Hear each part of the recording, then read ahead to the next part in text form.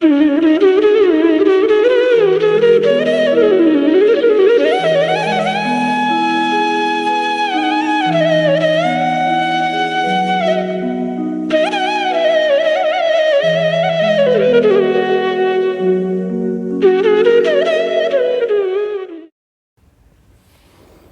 को हाथ जोड़कर प्रणाम। आज हम बात करेंगे वृष राशि के विषय में, यानी जिनकी लगन राशि वृष है। और वैसे भी वृष वालों के लिए जो ये महीना है बड़ा अच्छा रहने वाला है। अगर वो थोड़ा सा प्रयास करेंगे तो जो पिछले महीनों में उनकी कुछ कमियां हो गई हैं, कुछ हानि हो गई है और कोई परेशानी हो गई, तो उसको सबको रिकवर करने वाला ये महीना है वृष राशि वालों के लिए। अब कैसे कैसे रहेगा उसके लिए आपने क्या करना है, आपको अच्छे को और कैसे अच्छा बना सकते हैं, और कोई परेशानी आने वाली है तो उसको आप कैसे दूर कर सकते हैं, इस सभी विषय पर चर्चा करेंगे। और आगे बढ़ने से पहले आपकी एक विशेष सूचना हम ये देना चाहते हैं कि हम अपने यहाँ पे एक ज्योतिष और वास्तु का एडवांस कोर्स एक प्रारंभ कर रहे हैं। और अगर आप ज्योतिष को अच्छे तरह से समझना चाहते हैं, ज्योतिष क्या है और वास्तु क्या है, उन दोनों का क्या रिलेशन है, इस विषय को समझना चाहते हैं तो हम सीधा आपको एडवांस कोर्स कराएंगे और कुछ आवश्यक जानकारी देने के उपरांत सीधे प्रैक्टिकल रहेगा। तो जो लोग ज्योतिष को समझना चाहते हैं और ज्योतिष के माध्यम से और वास्तु के माध्यम से अपने जीवन में सफलता, सुख, समृद्धि, धन ये सब पाना चाहते हैं, तो वो आप हमारे साथ जुड़ सकते हैं और इस चीज़ को सीख सकते हैं। अब बात करते हैं हम वृष राशि वालों के लिए अगस्त का महीना कैसा रहने वाला है। तो पहले हम बात करते हैं कि किन लोगों के लिए, कौन से व्यापारियों के लिए अच्छा रहने वाला है। तो जो भी लोग जैसे यूट्यूबर्स हैं और फिल्म में काम करने वाले हैं, जो एक्टिंग करने वाले हैं, और उसके साथ साथ जो डिजिटल मार्केटिंग करते हैं, या किसी भी तरीके से कंप्यूटर से या फ़ोन से आप अपना काम करते हैं, इलेक्ट्रॉनिक्स करते हैं, और तो उनके लिए ये महीना बहुत अच्छा रहने वाला है। और उसके माध्यम से आप अच्छा अर्निंग कर सकते हैं और अपने कार्य को बूस्ट कर सकते हैं। पुनः आप समझ लीजिएगा कि डिजिटल जो होता है वो किसी भी रूप में हो सकता है। तो आप उसको अगर कर रहे हैं और अगर नहीं कर रहे हैं, उसमें जाने की सोच रहे हैं वृष राशि वाले, तो ये महीना बहुत अच्छा है। इसमें आप प्रारंभ कीजिएगा, आपको तुरंत बूस्ट मिलेगा, आपको तुरंत उसका लाभ मिलेगा और आपका कार्य गति पे बढ़ जाएगा। उसके साथ साथ जो लोग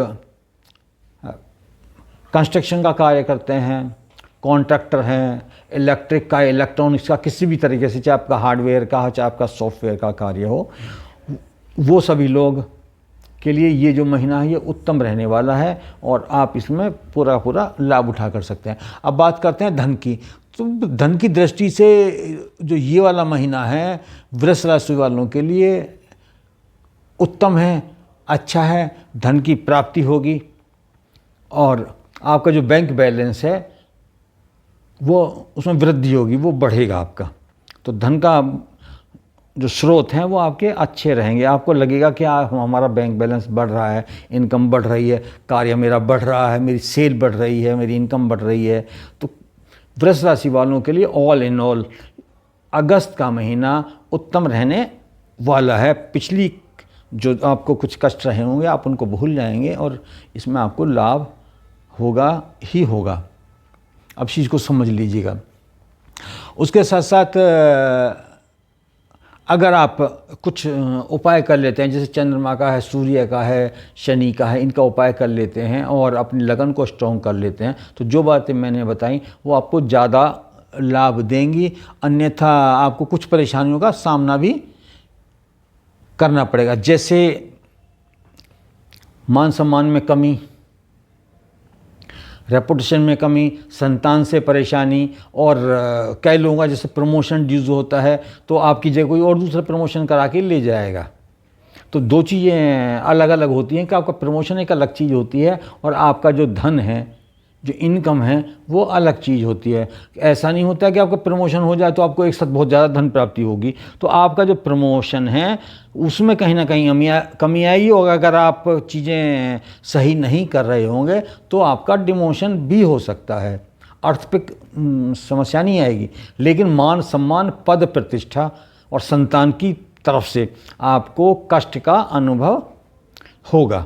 तो जीवन में ये सब चीज़ें चलती रहती हैं। अगर आपको कहीं लाभ होता है तो ग्रह कहीं ना कहीं दूसरी तरफ आपको दूसरे प्रभाव भी देते हैं, और दोनों के लिए तैयार रहना चाहिए। अगर हम अच्छा ग्रहण करना चाहते हैं तो कभी कभी हमें उनकी दूसरी चीज़ों को भी स्वीकार कर लेना चाहिए, और उसके लिए आपको तैयार रहना चाहिए। उसके साथ साथ चीज़ें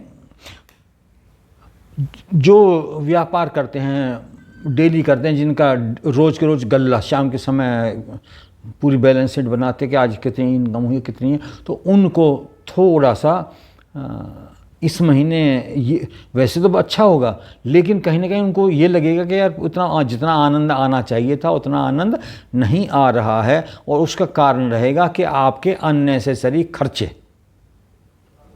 और आपका किसी न किसी से वाद विवाद। तो वाद विवाद से अगर आप बचे रहेंगे और जो अनावश्यक खर्चे हैं अगर आप उनको नियंत्रित रखेंगे तो निश्चित रूप से आपका जो बैलेंस है वो बना रहेगा और आपको किसी विशेष परेशानी का सामना नहीं करना पड़ेगा।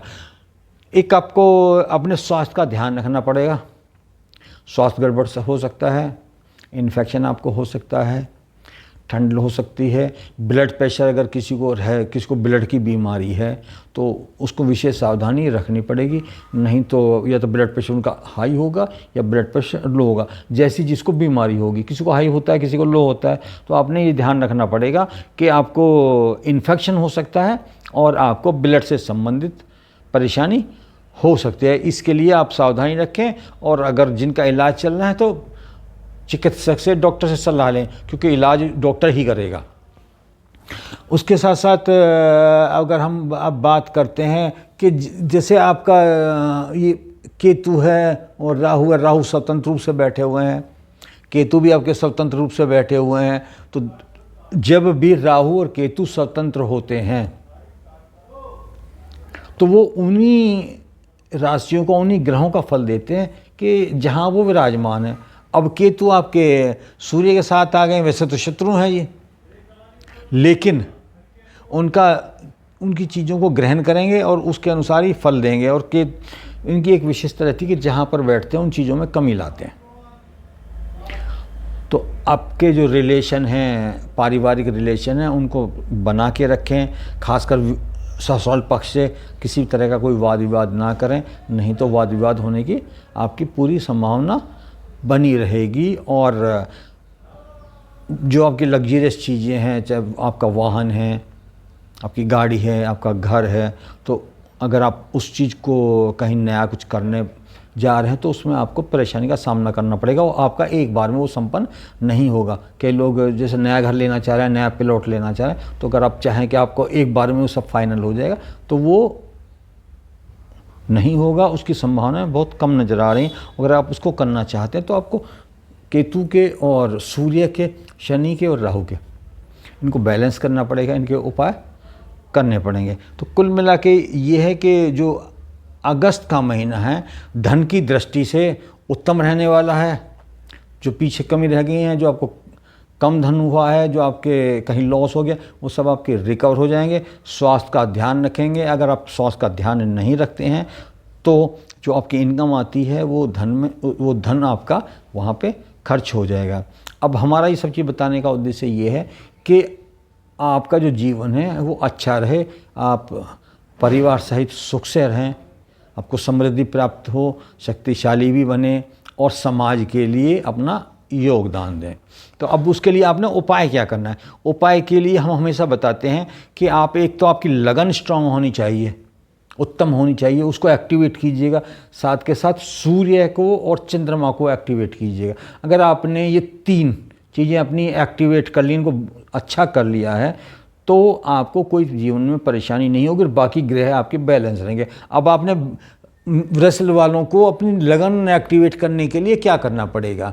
आपको अपनी लगन एक्टिवेट करने के लिए एक आपकी जो माताजी हैं उनकी सेवा करें, उनको किसी तरह का कष्ट ना पहुंचाएं, उनसे वाद विवाद ना करें। अगर आप अपनी किसी भी प्रकार से, अगर आपकी माता या माता तुल्य लोग हर्ट होते हैं, उन्हें दुख होता है, उनकी आंखों में आंसू आते हैं, तो वृष राशि वालों को समझ लेना चाहिए कि उनकी जो लगन है वो नीचे डाउन जा रही है और उनकी परेशानी प्रारंभ हो जाती है। तो माता और माता तुल्य, उनको कष्ट न हो, प्रातः उठ के माता के चरण स्पर्श करें और दुर्गा सप्तशती में अर्गला स्तोत्र है उसका पाठ करें, या फिर आप दुर्गा जी के 108 नाम हैं उनका पालन करें। किसी भी स्त्री को, किसी भी महिला फीमेल को आप किसी भी रूप में, किसी भी प्रकार से हानि ना पहुंचाएं।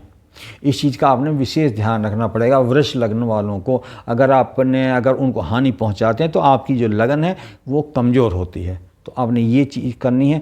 अब उसके बाद आते हैं हम सूर्य के लिए। अगर आपने सूर्य को अपना स्ट्रॉन्ग करना है, अभी जैसे आपका सूर्य है यहाँ पर हैं और बहुत अच्छा बुद्ध योग भी बना रहे हैं और कम्युनिकेशन भी आपका बढ़ेगा, आप का जो मित्रता है वो बढ़ेगी, आपके जो साथी संगी साथी हैं उनसे आपको लाभ मिलेगा। तो उसके लिए आपको सूर्य को बैलेंस करना चाहिए। सूर्य को बैलेंस करने के लिए सबसे अच्छा तरीका है, जिसमें आपका एक भी पैसा नहीं लगेगा, आप प्रातः सूर्य उदय के समय शयन ना करें। सूर्य के उदय के समय आप बिस्तर में सोते ना रहें, उससे पहले आप जग जाइएगा, स्नान कीजिएगा, पवित्र होकर के सूर्य के 12 नाम होते हैं, उन 12 नाम से आप सूर्य को जल दीजिएगा। आप सादा जल भी दे सकते हैं, उसमें आप गुड़ डाल सकते हैं, उसमें लाल चंदन डाल सकते हैं, उसमें रोली डाल सकते हैं, जैसा आपकी सुविधा हो वैसा करें।